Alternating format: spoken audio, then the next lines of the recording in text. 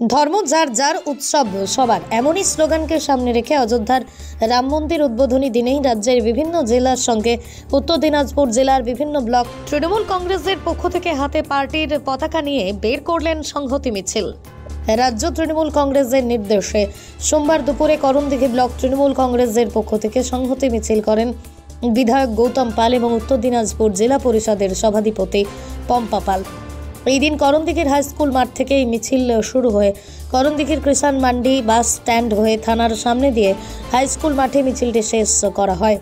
সংহতি মিছিল শেষেই বিধায়ক গৌতম পাল কি জানালেন শুনুন।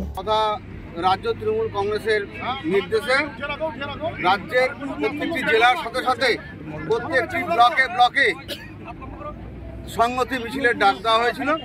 সেই মতো করণদিঘি ব্লক তৃণমূল কংগ্রেসের নেতৃত্বে আজকে করণদিঘি রাজপথে আজকে বিশাল সংহতি মিছিল করা হলো। হাজার হাজার মানুষ এখানে যোগদান করেছিল।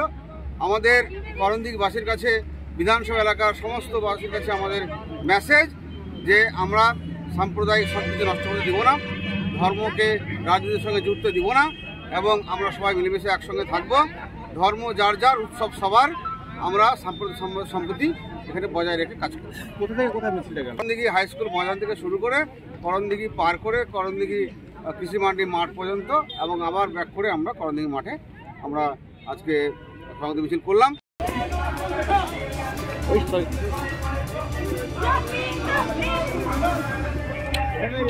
করণদিঘি থেকে অভি রাজপুতের রিপোর্ট, পশ্চিমবঙ্গ সংবাদ।